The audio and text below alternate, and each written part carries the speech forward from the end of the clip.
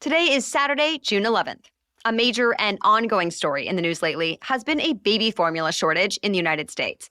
It's left many parents scrambling to find enough to feed their children, and it could still be several more weeks before there's significant relief. The shortage started after a critical manufacturing plant shut down and some products were recalled. That Abbott nutrition plant in Michigan reopened last week, but the company warns it could still take nearly 2 more months before much of the formula is back on store shelves. To help explain how any of this could happen, what parents should do and not do about it, and what the data shows for the decades-old debate about breastfeeding versus formula, we spoke with economist, New York Times bestselling author and mother, Emily Oster. Time magazine recently named her one of its 100 most influential people of the year, citing her data-driven and popular advice about parenting and pregnancy in her books Expecting Better, Cribsheet, and The Family Firm.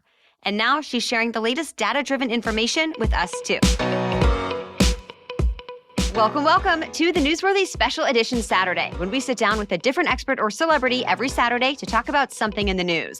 Don't forget to tune in every Monday through Friday for our regular episodes, where we provide all the day's news in 10 minutes. I'm Erica Mandy. It's now time for today's Special Edition Saturday.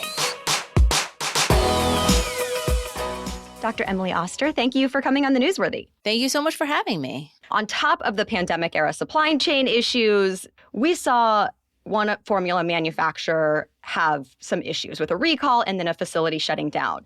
So can you help explain how one company can have such a profound impact on the formula available for families? The central issue is that industry for formula is concentrated in two ways. So one is that there are a very small number of manufacturers of formula who are making FDA-approved formula, and that's partly because the regulations that the FDA puts up are appropriately very stringent. The other issue is that even those manufacturers don't actually manufacture in very many facilities. So when that one plant shut down and you're thinking, well, it's just one plant, that was actually making about 75% of all of the specialty formula in the US. And a lot of what we're seeing in the shortage, the most significant shortages, are in specialty formulas that are consumed by babies who need particular nutrient mixes. And let's be clear, at least typically, formula is the only viable substitute for breast milk, right? Yes. And I think that's something that's very, very important for people to understand here and can be a little challenging sometimes for non-parents, because it feels like, well, what's the big deal? Why don't you just substitute? If they don't have the brand of milk you want, you just buy a different brand of milk. But in fact, in this case, there is no substitute for formula for infants. This is the food that infants are consuming if they're not consuming breast milk. And so it is for many parents extremely scary to think that the one food that your baby can consume may not be possible to access. And it's just really terrifying. And obviously, babies need to eat. So what is the backup plan for parents right now if they can't find the formula they need? And are those backup plans safe according to available data? If your baby is consuming sort of typical non-specialty formula, the most obvious backup plan is a different brand formula than you are typically consuming. And that will be fine, certainly for the interim. For parents who need these specialty formulas, unfortunately, the challenges are more significant. At this point, the administration has plans to reopen the Abbott plant and has plans to import formula from Europe. And so the hope is that those things will start to resolve. But in the interim, I think the best advice people are getting is call your pediatrician, who hopefully will have the resources to find formula to cover until some of these shortages get a little bit less significant in the next few weeks. And I know you say parents should not try to make their own formula. Why is that? The nutrients and vitamins that are contained in formula are very specific, and they are not something that you're likely to be able to replicate in your own home. In addition, there is way more risk of contamination from other kinds of, from the ingredients, and that could make your kid quite sick. So it's really not recommended to try to make your own formula, even though there are recipes on the internet. That is not a good backup plan.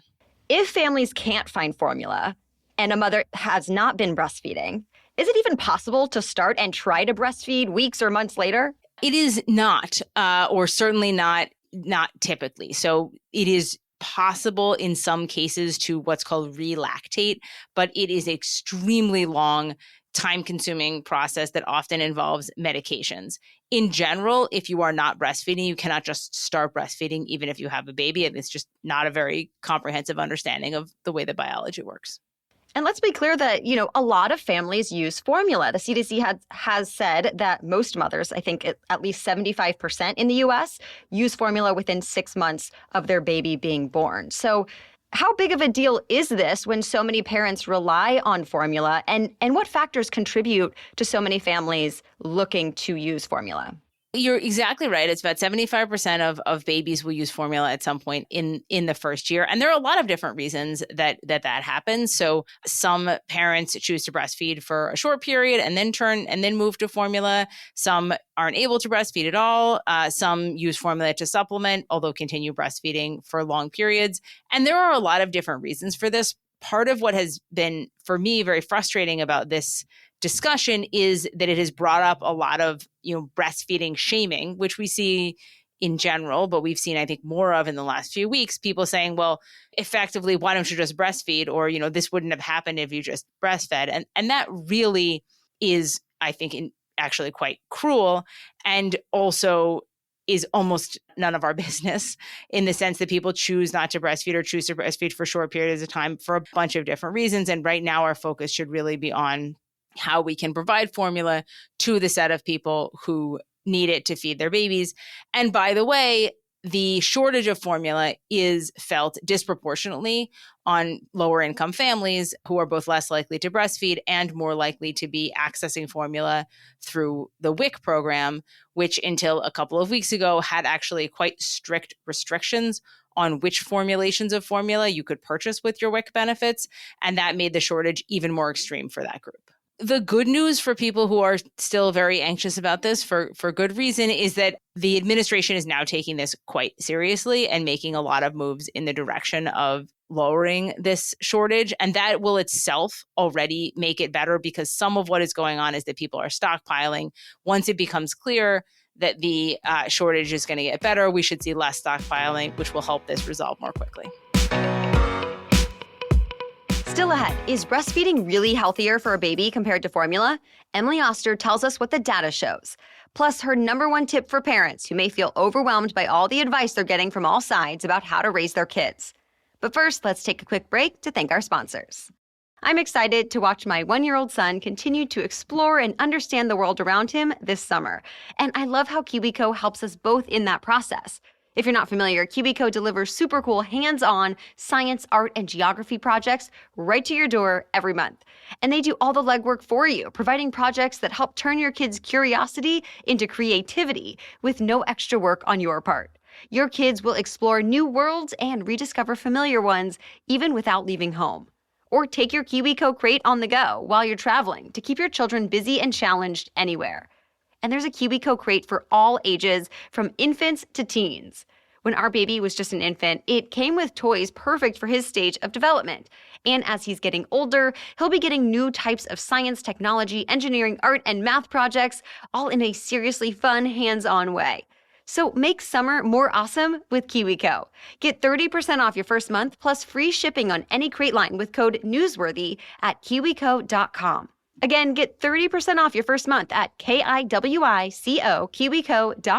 promo code NEWSWORTHY. The Newsworthy is also sponsored by Pampers. Instead of just getting my perspective on this week's sponsor, you're getting to hear from my husband, Dan, who is also a very important partner in this whole parenting thing.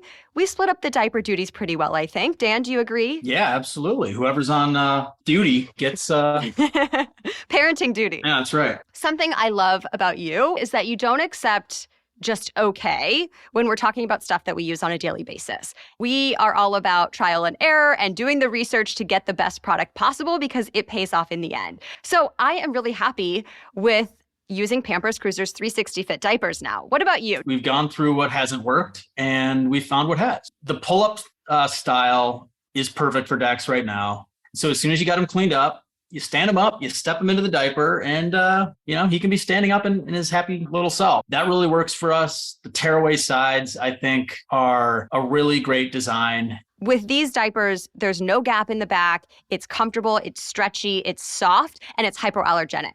So buy in-store and download the Pampers Club app today to start earning rewards with every diapers and wipes purchase. Okay, now back to my conversation with Dr. Emily Oster. And I know this is a topic you dig into for one of your books. So what does the evidence say about breastfeeding versus using formula? So the evidence shows that there are some relatively small short-term benefits to breastfeeding, lower risk of gastrointestinal illness, perhaps some impacts on eczema in the first 6 months to a year of life.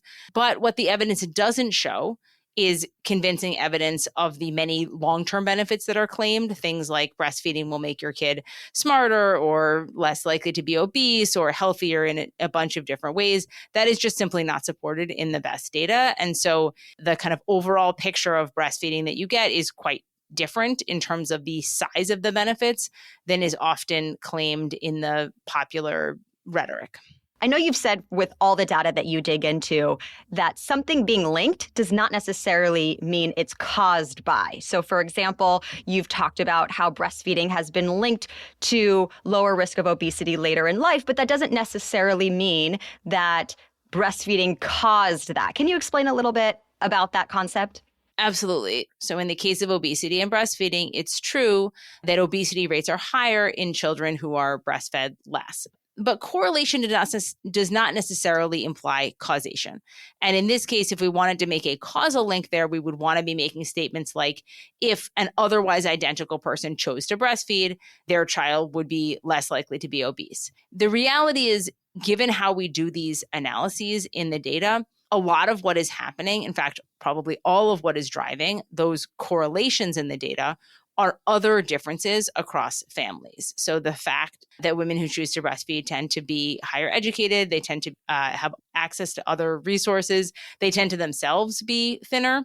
Those are all very likely what is driving lower rates of obesity, not the breastfeeding itself. Overall, parents are bombarded with so much advice, so much data, experts telling them exactly how they should or shouldn't be doing everything from sleep training to introducing solid foods to more. I can speak from experience recently of feeling overwhelmed with all of it sometimes. So how do you recommend that parents in general navigate all of this when at the end of the day, we just want to do what's best for our children?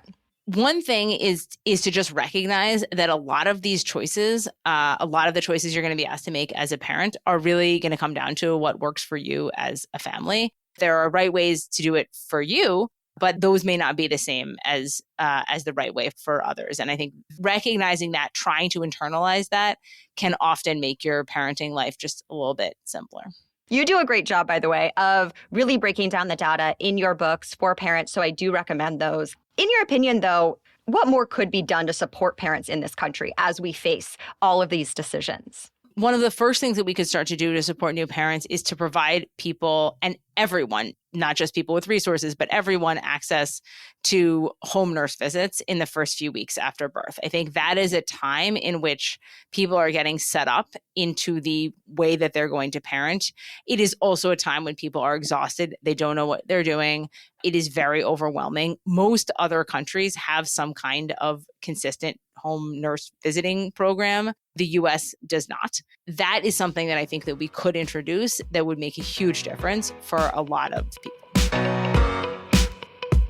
All right, we want to thank Dr. Emily Oster for sharing her expert insights today. Be sure to subscribe to her newsletter on Substack, follow her on social media, and check out her books. Of course, we'll be here to bring you the latest on the formula shortage and other important news to know during our daily 10-minute news roundups Monday through Friday. We'll be back on Monday. Until then, have a great weekend.